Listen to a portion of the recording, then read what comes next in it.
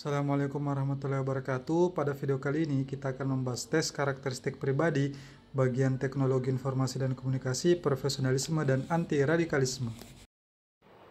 Seperti biasa, sebelum masuk ke latihan soalnya atau contoh soalnya, kita bahas dulu kisi-kisinya ya. Ini lanjutan dari yang kemarin. Sekarang kita akan membahas untuk yang tiga ini, yaitu teknologi informasi dan komunikasi, profesionalisme, dan anti radikalisme. Untuk teknologi informasi dan komunikasi ini adalah tujuannya teman-teman mampu memanfaatkan teknologi informasi secara efektif ya untuk meningkatkan kinerja. Jadi nanti kalau misalkan ada soal terkait dengan teknologi informasi dan komunikasi ini, teman-teman pilih solusi yang berbasis teknologi. Karena dengan adanya digitalisasi teknologi itu membuat pekerjaan lebih di sini secara efektif ya, dan tentunya juga efisien. Oke. Karena itu juga merupakan sebuah inovasi ya. Di dalam dunia pekerjaan itu inovasi pasti sangat penting untuk membuat pekerjaan jadi lebih efektif dan efisien. Kemudian yang kedua adalah profesionalisme. Nah, ini profesionalisme tujuannya mampu melaksanakan tugas dan fungsi sesuai dengan tuntutan jabatan.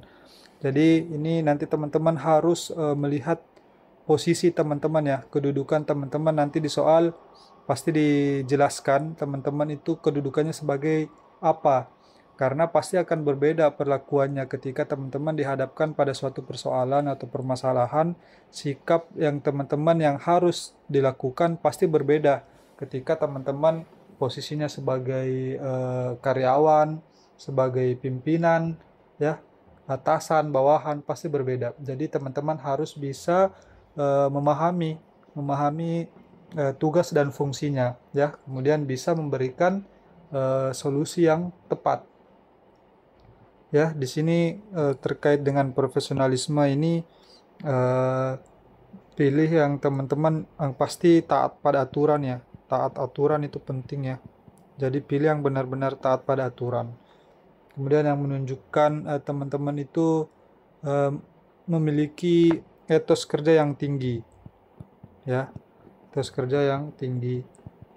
Dan yang sebelumnya juga sudah dibahas, tetap tenang ketika ada permasalahan, ya, bisa mengelola stres, ya, seperti itu. Untuk yang terakhir adalah anti radikalisme. Nah, ini tujuannya adalah menjaring informasi dari individu tentang pengetahuan terhadap antiradikalisme, kecenderungan bersikap dan bertindak saat menanggapi stimulus dengan beberapa alternatif situasi. Nah, ini teman-teman nanti soalnya lebih banyak kepada toleransi ya, toleransi dan keberagaman. Itu teman-teman diminta apa yang teman-teman harus lakukan dengan adanya perbedaan-perbedaan itu. Dan pilih lakukan pendekatan secara damai ya, dengan tetap menjaga persatuan dan kesatuan NKRI. Oke, seperti itu untuk kisi-kisinya. Lanjut yang berikutnya, tips dan triknya. Untuk tips dan triknya ini sama yang kayak TKP yang pertama. Ya, jadi teman-teman harus berfokus ya pada inti soal dan usahakan jangan membaca soal tidak lebih dari satu kali ya. Usahakan teman-teman bisa langsung dapat apa yang dimaksud pada soalnya, karena soal-soalnya lumayan panjang. Jadi teman-teman dituntut untuk cepat memahami soalnya agar tidak membuang waktu tentunya. Kemudian coba jawab dengan kemungkinan yang terbaik walau tidak sesuai dengan kepribadian teman-teman ya. Sesuaikan dengan kedudukan, posisi dan teman-teman ya. Jadi walaupun tidak sesuai dengan karakter, tetap pilih jawaban sesuai dengan kemungkinan yang terbaik dan teman-teman tetap yakin sama jawaban teman-teman ya. Kemudian yang ketiga,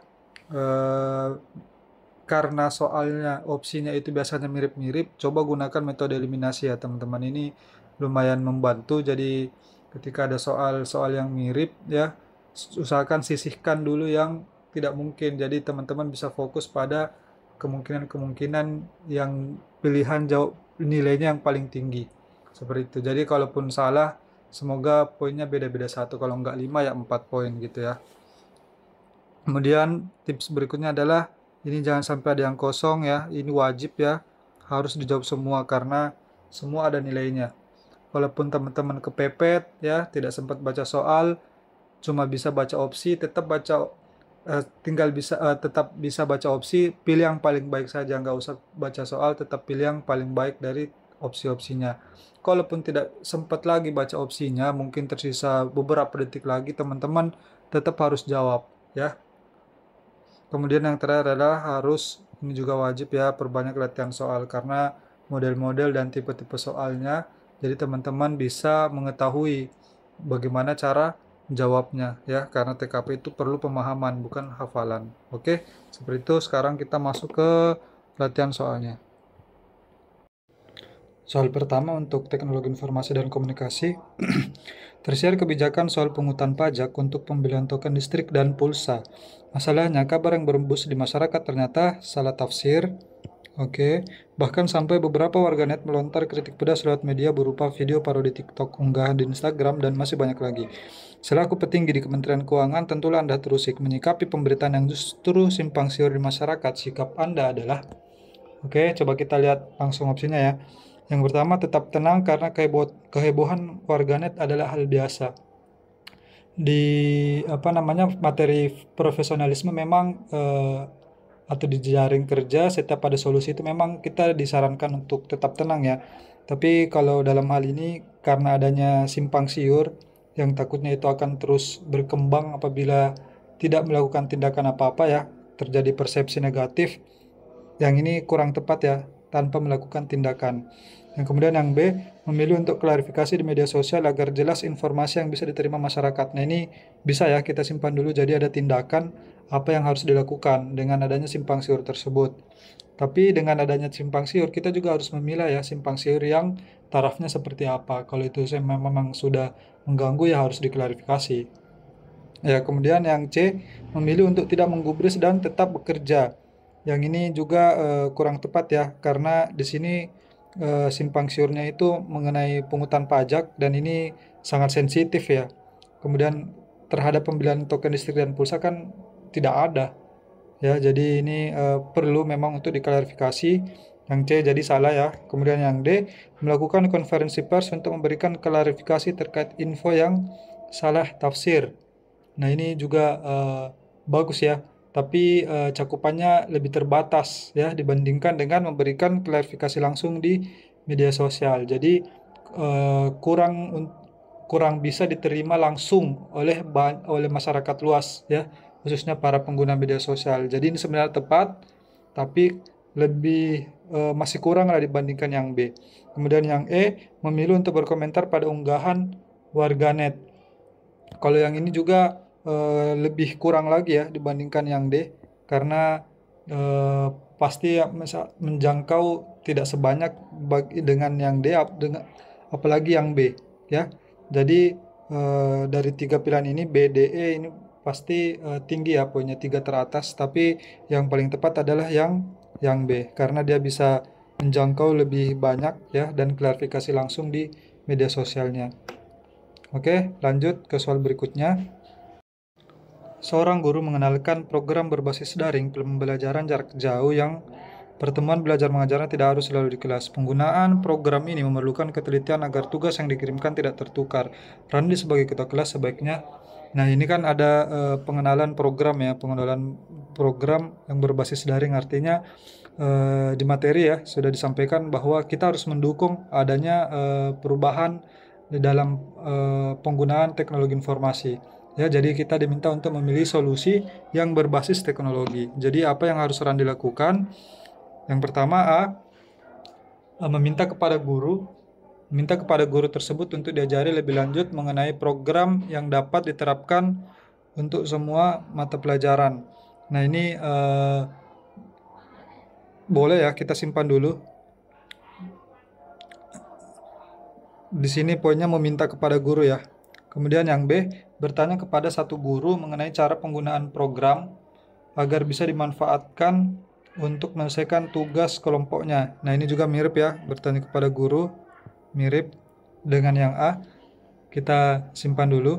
Kemudian yang C, mempelajari program tersebut setelah teman-teman A. Yang ini setelah teman-teman ini artinya dia pasif ya, terlalu menunggu dan kurang inisiatif. Ya, jadi ini kita singkirkan yang C.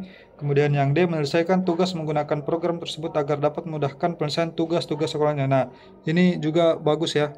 Dia langsung ingin menyelesaikan tugas-tugas tersebut. Jadi kita simpan dulu D. Kemudian yang E, mempelajari program tersebut hanya untuk beberapa mata pelajaran. Nah, ini salah karena tidak dilakukan secara menyeluruh, hanya beberapa saja. Jadi ini kurang memaksimalkan teknologi. Sekarang kita lihat A, B, dan D. Nah, yang paling tepat adalah, yang paling efisien adalah menggunakan teknologi secara langsung ya. Jadi ini jawabannya adalah D, langsung menyelesaikan tugas ya. Ini yang paling efisien dibandingkan yang B. Yang B itu memang baik, mencari solusi melalui guru itu baik, tapi lebih lambat ya dibandingkan dengan yang D, karena yang D dia langsung mengerjakan, sementara yang A dan juga yang B dia itu meminta dulu ya, meminta dulu ke apa namanya? Meminta atau bertanya dulu kepada guru. Nah, yang paling tepat adalah D. Jadi dia langsung untuk mencoba menyelesaikan tugasnya. Seperti itu ya. Lanjut ke soal berikutnya. Supaya dapat mengikuti perkembangan teknologi informasi terkini, kantor menetapkan bahwa beberapa pekerjaan dilakukan menggunakan aplikasi terbaru. Sebagai pegawai di kantor tersebut, apa yang Rio lakukan? Nah, ini jelas ya, harus mendukung aplikasi terbaru. Jadi solusinya kita harus pilih yang berbasis teknologi. Kita lihat yang A, melakukan pekerjaan dengan cara lama, karena ini jelas salah. Cara lama ini berarti dia tidak mendukung adanya solusi berbasis teknologi. Kemudian yang B, karena sudah ditetapkan kantor, Rio berupaya mempelajari hal-hal dasar dari aplikasi tersebut terbaru itu. Jadi ini bisa ya kita simpan dulu karena dia ada upaya lah untuk mempelajari hal-hal dasar. Kemudian hal-hal dasar dari aplikasi. Kemudian yang C, mencoba program aplikasi lain yang mendukung pekerjaan sesuai dengan saran rekan lain yang sudah berpengalaman. Nah, ini dia malah mencoba aplikasi yang lain, kemudian menunggu saran oleh rekannya yang lain. Jadi ini kurang inisiatif ya. Jadi ini salah. Kita sisihkan. Yang D, memperbarui perangkat digital agar semakin berpengalaman dalam mengoperasikan aplikasi terbaru. Ini juga tepat ya. Kita simpan dulu, walaupun sebenarnya memperbarui perangkat digital itu tidak terlalu terkait ya, tidak terlalu terkait dengan apa yang harus dilakukan oleh Rio ketika ada penggunaan aplikasi baru ya. Ini fokusnya pada perangkat keras, bukan pada pengembangan keterampilan teknis dalam penggunaan aplikasi. Kemudian yang E, ini kita sisihkan saja ya yang D. Kemudian yang E, mengeksplorasi penggunaan aplikasi terbaru dan aplikasi lain yang mendukung performa kerja. Nah, ini sangat positif ya. Jadi dengan adanya aplikasi baru tersebut, dia langsung untuk mengeksplorasi. Mengeksplorasi itu artinya dia berusaha untuk mengetahui lebih jauh ya penggunaan aplikasi tersebut. Jadi dia bisa mendukung kinerjanya dan bisa menunjukkan apa namanya ya, adaptabilitas ya, artinya dia ingin segera beradaptasi dan menunjukkan kalau dia itu semangat ya, semangat dalam belajar ya, dibandingkan yang B ini. Karena yang B ini dia ada kata-kata sudah ditetapkan kantor, artinya dia melakukan itu karena ketetapan kantor ya. Jadi menurut saya B ini juga poinnya tinggi, tapi yang lebih tepat adalah yang E ya. Oke, jawabannya adalah E. Oke, lanjut ke soal berikutnya. Perusahaan tempat Rodi bekerja adalah wilayah rawan gempa. Bulan ini baru saja terjadi gempa sehingga pimpinan menugasi Rodi untuk mencari teknologi deteksi dini gempa. Di sisi lain, Rodi masih memiliki banyak tugas yang belum diselesaikannya. Sikap Rodi adalah, nah ini ya, tetap ya, pilih solusi yang berbasis teknologi. Coba kita lihat pilih opsinya.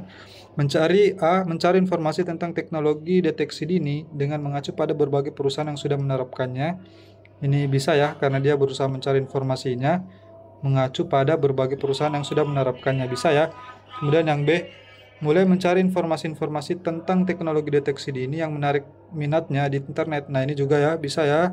Cari informasi teknologi deteksi dini yang menarik minatnya. Artinya ada inisiatif dari dirinya, proaktif ya. Kemudian yang C, mulai mencari informasi tentang teknologi deteksi dini karena menurut rekan-rekannya teknologi tersebut diperlukan perusahaan. Yang ini kata-kata menurut rekan-rekannya ini menunjukkan kalau dia itu kurang inisiatif ya, bukan atas dasar pemahaman pribadi, karena sepertinya dia bergantung kepada opini orang lain. Jadi ini kita singkirkan. Kemudian yang D, mulai mencari informasi tentang teknologi deteksi dini agar kinerjanya dapat dinilai baik oleh pimpinan perusahaan. Nah, ini dia malah fokusnya ke penilaian pribadi ya. Ini. Jadi ini bukan solusi untuk masalah yang dihadapi, karena ini dia fokusnya pada penilaian baik. Ini kita singkirkan. Yang E, mulai mencari cara untuk mengantisipasi gempa tanpa perlu memasang teknologi. Ini juga salah karena dia justru mengabaikan solusi yang berbasis teknologi. Jadi pilihannya sisa dua ya, A dan B. Kalau kita lihat lagi, perbedaannya di sini adalah yang A mengacu pada berbagai perusahaan. Kalau yang B yang menarik minatnya. Nah, kira-kira yang lebih tepat yang mana? Kalau dilihat ya, ini yang B ini dia lebih proaktif ya. Dia lebih proaktif dalam mencari. Ya, kalau yang A dia agak kurang inisiatifnya karena hanya mengikuti apa yang telah diterapkan oleh perusahaan lain. Jadi dia kurang inovasi lah ya. Jadi yang paling tepat jawabannya adalah yang B. Oke, seperti itu ya. Lanjut ke soal berikutnya. Soal pertama untuk profesionalisme. Sebagai satpam di sebuah perusahaan, Sultan dituntut untuk bekerja keras menjaga keamanan lingkungan tempat ia bekerja.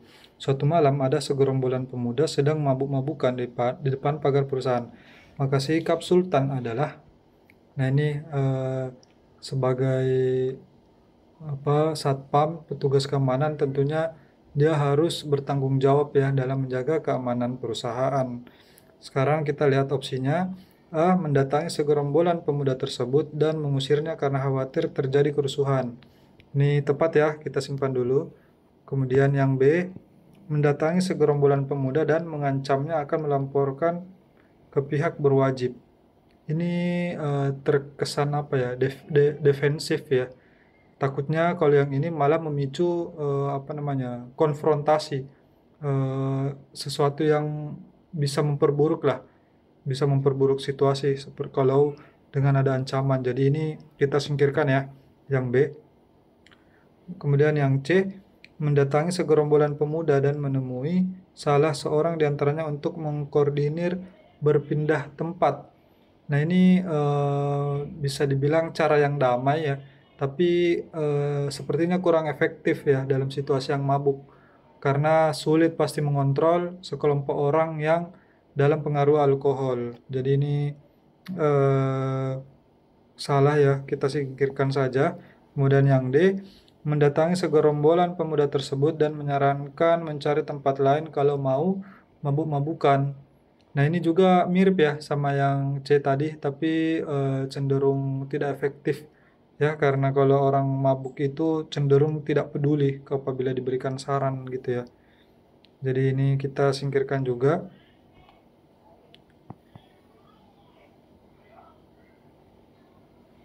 Kemudian yang E, mendatangi segerombolan pemuda tersebut dengan mengajak beberapa teman untuk mengusirnya.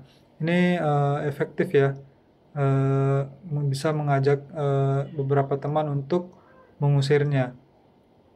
Nah ini kita simpan ya, artinya ada dua nih, ada dua opsi yang tersisa, A dan yang E.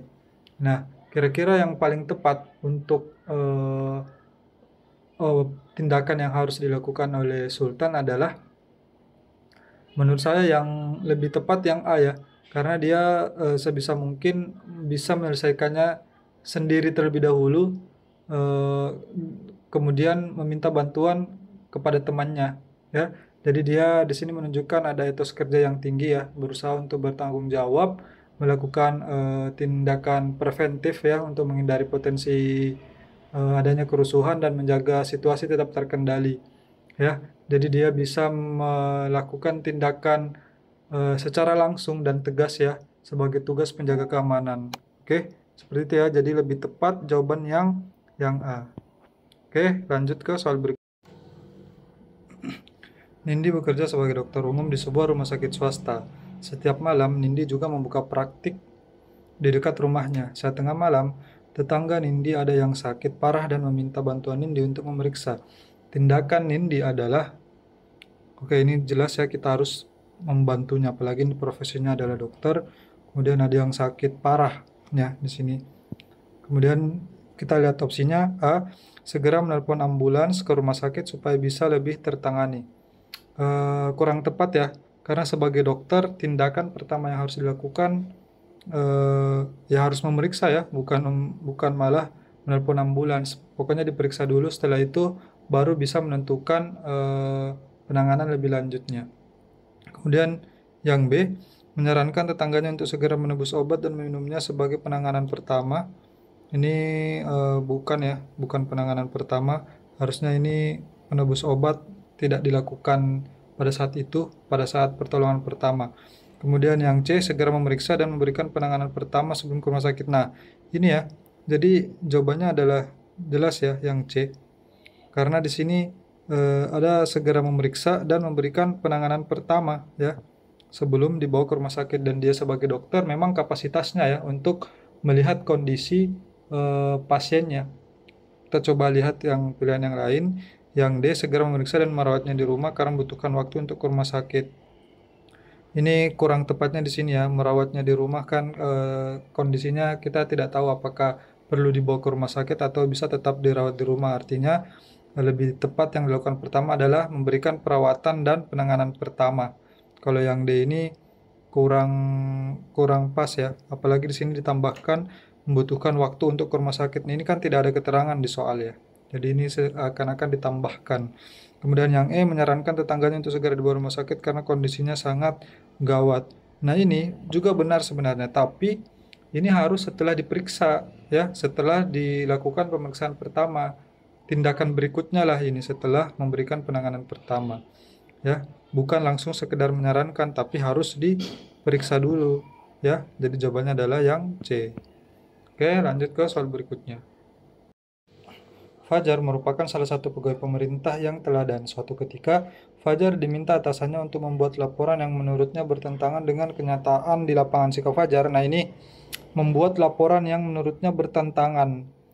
Kalau bertentangan itu sudah jelas ya, harus ditolak teman-teman. Ini sikap profesionalisme ini harus menjunjung tinggi integritas ya, dan harus sesuai prosedur dan taat aturan. Ini salah satu nilai-nilai profesionalisme yang harus dijunjung oleh seorang ASN.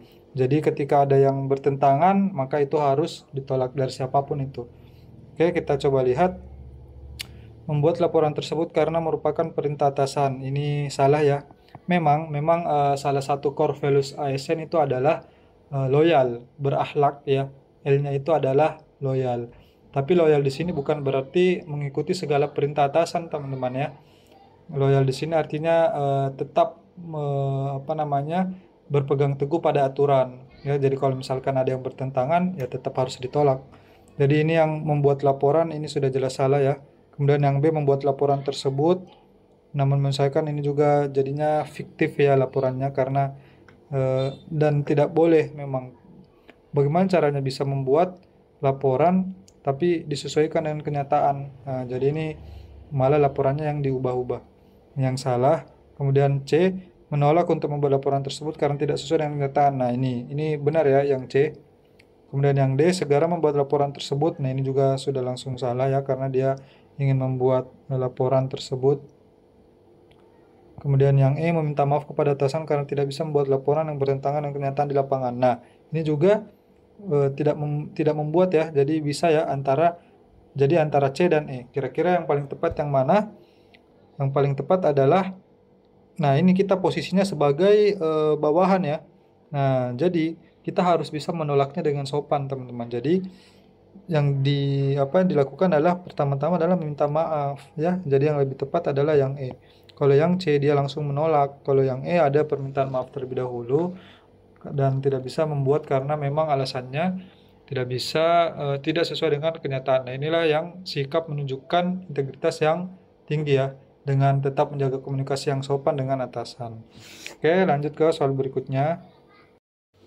Sejak kepala kantor berganti, Roni sering habis waktunya hanya untuk memeriksa barang keluar masuk. Sementara itu, ia merasa tidak terlalu ahli di bidang tersebut. Roni sebaiknya, oke, kita lihat opsinya. A. Belajar dari pengalaman, sekaligus mencari referensi daring mengenai cara efektif memantau pergerakan barang. Ya, ini bisa ya. Ini bisa, kita simpan dulu. Kemudian yang B, mempelajari prosedur standar keluar masuk barang dengan lebih baik demi peningkatan kualitas kerja. Oke, ini juga bisa ya, dan di sini ditambahkan demi peningkatan kualitas kerja, dan itu salah satu poin juga ya dalam profesionalisme, itu bisa meningkatkan kualitas pelaksanaan tugas dan fungsinya ya sesuai dengan jabatan yang diembannya. Kemudian yang C, tetap mengerjakan sesuai keadaan kantor mungkin. Tetap mengerjakan sesuai keadaan kantor sekalipun tidak dapat menjamin kualitas hasilnya. Ini kurang tepat ya, karena yang C ini tidak memikirkan hasil yang berkualitas ya. Ini tidak dapat menjamin kualitas, ini salah ya. Kemudian yang D, menerima hal tersebut sebagai tugas yang mencoba selalu tulus melakukan apa yang diperintahkan. Ini sikap tulus ya, dia berarti menerima, akan tetapi ini tidak ada upaya nyata ya untuk meningkatkan kemampuan, jadi kita singkirkan juga. Kemudian yang E, mempertanyakan penyelesaian pemeriksaan barang keluar masuk tersebut karena tidak sejalan, ini malah kurang tepat karena dia seperti tidak mau belajar dan tidak mau beradaptasi ya. Jadi ada dua ya, tersisa yang A dan yang B. Nah, lebih tepat yang mana? Sebenarnya tujuannya tetap sama ya, belajar mencari referensi daring. Nah, cuma bedanya di sini yang B adalah lebih baik demi mempelajari prosedur demi peningkatan kualitas kerja. Jadi di situ di state ya, dijelaskan kalau di sini tujuannya adalah untuk peningkatan kualitas kerja, teman-teman. Kalau yang A, dia tidak ada ya, dia hanya untuk mengenai cara efektif saja ya. Kalau yang B, dia juga sudah termasuk itu. Ini prosedur standar keluar masuk barang, artinya dia berusaha mencari cara efektif ya yang sesuai dengan standar. Nah, kemudian ditambahkan dengan demi peningkatan kualitas kerja. Oke, jadi yang lebih tepat adalah yang B ya, teman-teman. Lanjut ke soal berikutnya. Atasan saya memisahkan saya dengan rekan kerja yang saya sukai, padahal bila saya bekerja dan berkolaborasi dengannya membuat kinerja tim semakin meningkat. Sikap saya adalah, nah ini sangat menunjukkan sikap profesionalisme ya, bagaimana teman-teman bertindak ketika ada sesuatu yang mungkin kurang tepat menurut teman-teman. Tapi selama hal itu wajar, teman-teman harusnya bisa bersikap bersikap profesional ya. Yang kita lihat opsi jawabannya, yang A, mengajukan keberatan kepada atasan. Ini jelas salah ya, ini betul sangat menunjukkan bahwa dia itu tidak menunjukkan kemampuan beradaptasi sehingga tidak profesional. Kemudian yang B, meminta atasan untuk mempertimbangkan keputusannya tersebut. Ini juga sebagai tindakan yang kurang profesional ya, dan tidak kurang bisa beradaptasi. Kita singkirkan. Kemudian yang C, tetap bekerja dengan baik. Nah, ini benar ya teman-teman. Jadi apapun kondisinya, situasinya, walaupun itu berbeda ya, mau tidak mau kita tetap harus menjaga kinerja dengan baik ya. Jadi kita harus bisa beradaptasi dengan situasi apapun dan tetap berkontribusi terhadap keberhasilan tim gitu ya. Jadi apapun itu posisinya, situasinya, kondisinya, tetap harus bekerja dengan baik, dan ini salah satu contoh menjunjung tinggi profesionalisme. Oke, kemudian yang D, mencoba akrab dengan rekan kerja. Nah, ini juga sebenarnya positif ya, tapi kita singkirkan saja karena kurang pas ya kalau hanya berusaha akrab tanpa mementingkan pekerjaan yang lebih baik gitu ya. Ini fokus utamanya salah ya, harusnya lebih ke pekerjaan. Kemudian yang E, menerima hal tersebut namun meminta atasan untuk menggerakkan kembali keputusan tersebut. Nah, ini juga sebenarnya menerima keputusan itu baik ya, tapi meminta atasan untuk mempertimbangkan ulang itu kesannya kita tuh tidak bisa beradaptasi dengan perubahan ya. Jadi lebih tepat adalah yang C. Oke, seperti itu ya teman-teman. Sudah habis untuk soal profesionalisme. Sekarang kita masuk ke soal anti radikalisme. Soal pertama untuk anti radikalisme. Maraknya aksi terorisme terjadi karena masuknya paham-paham radikalisme. Bahkan ajaran radikalisme telah menyentuh banyak anak-anak, sehingga selain peran pemerintah, proses pencegahan dan penanggulangan terorisme di Indonesia membutuhkan bantuan dari seluruh elemen terkecil masyarakat, salah satunya keluarga. Menurut Anda, bagaimana peran keluarga yang efektif dalam menekan angka terorisme dan paham radikalisme di Indonesia? Jadi ini kita diminta untuk sikap yang tepat ya, terutama dalam lingkungan keluarga. Oke, kita coba lihat opsinya. Yang A, menjadi contoh yang baik dalam menunjukkan sikap toleran. Ini bisa ya, kita simpan dulu. Kemudian B, tidak menyalahkan keyakinan orang lain yang berbeda dari kita. Ini menunjukkan toleransi yang baik ya, tapi ini lebih bersifat pasif karena ini kurang proaktif ya, kurang secara aktif mendidik dan membentuk pola pikir yang toleran. Jadi ini terkesan pasif ya, jadi kita coba singkirkan dulu.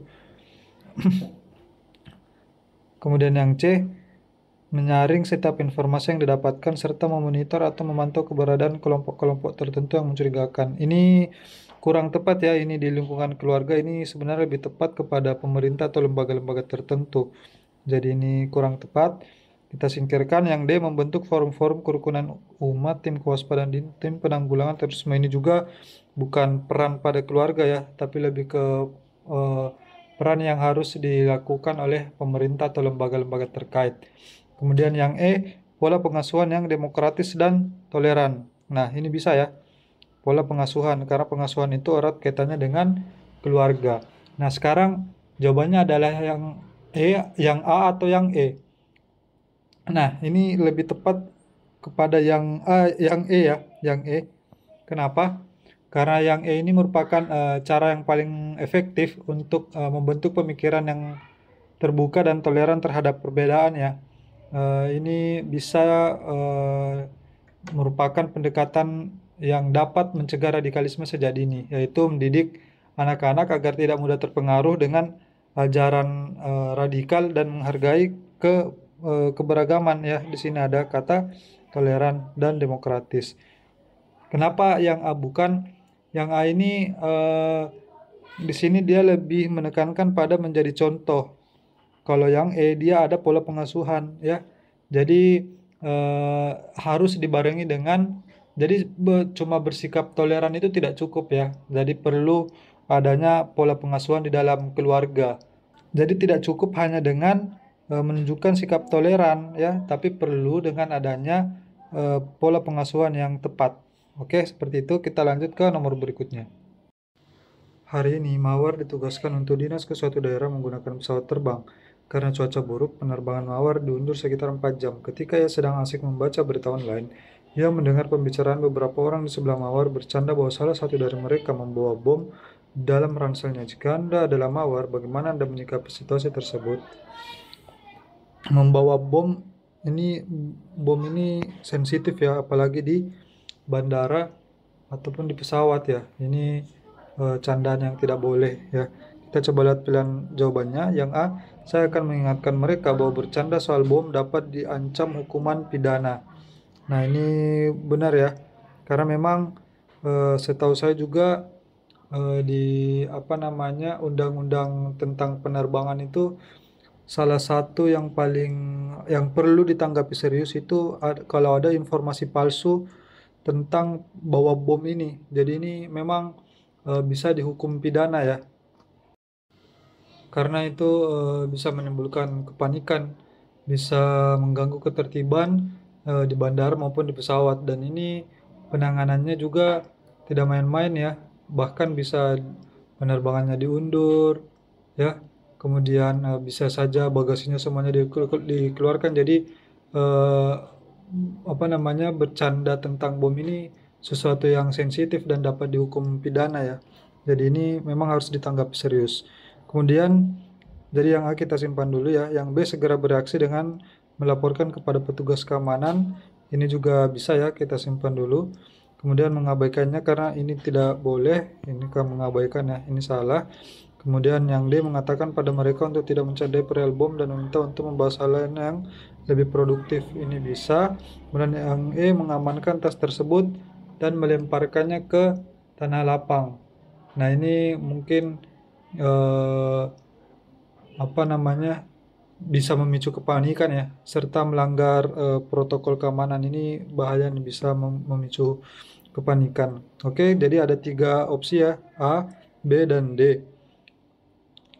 Kalau menurut saya yang paling tepat adalah yang A ya, yang A. Kenapa? Karena ini menunjukkan tanggung jawab ya, tanggung jawab kita sendiri, diri kita pribadi, dan ini adalah langkah awal yang dapat mencegah situasi lebih buruk ya, tanpa harus melaporkan atau memicu kepanikan. Nah, yang B ini juga ada kemungkinan memicu kepanikan karena melaporkan kepada petugas keamanan. Jadi ini kok yang B kurang tepat dibandingkan yang A. Yang D, yang D itu sebenarnya juga bagus ya, tapi ini kurang tegas ya. Apalagi ini masalah bom, jadi kurang tegas dibandingkan dengan mengingatkan bahwa hal tersebut bisa dikenai pidana. Ya, jadi yang paling tepat adalah jawaban yang A. Oke, seperti itu. Kita lanjut ke soal berikutnya. Anda adalah seorang pemimpin pemerintah.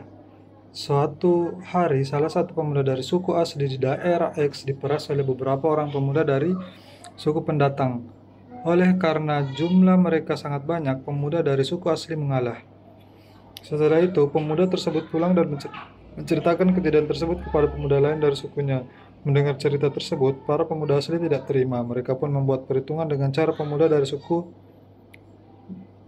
pendatang. Konflik tersebut menyebabkan beberapa rumah dari suku pendatang hangus terbakar, bahkan terjadi pertumpahan darah. Jika konflik itu dibiarkan akan menodai persatuan dan kesatuan NKRI. Untuk menyelesaikan konflik tersebut, Anda sebagai pimpinan pemerintah. Nah, apa yang harus dilakukan? Nah, inilah peran anti radikalisme ya, toleransi dan keberagaman, dan kemudian harus menjaga persatuan dan kesatuan. Oke, kita lihat opsinya. A. Menumbuh kembangkan toleransi antar suku. Ini langkah yang baik ya, kita simpan dulu. Kemudian yang B. Melakukan penyuluhan kepada kedua suku.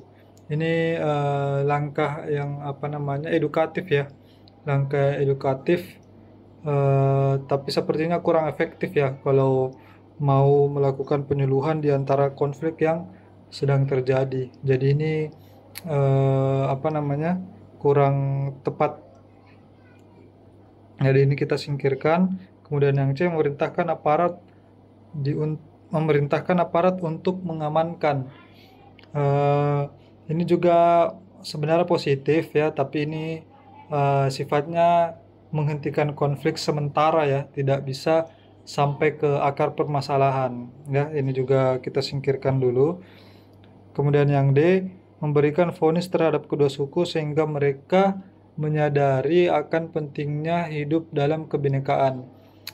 Memberikan vonis atau hukuman kepada kedua pihak tanpa penyelesaian damai bisa memperburuk situasi ya, dan menyebabkan konflik yang lebih besar malah di masa depan. Jadi ini tidak menyelesaikan masalah.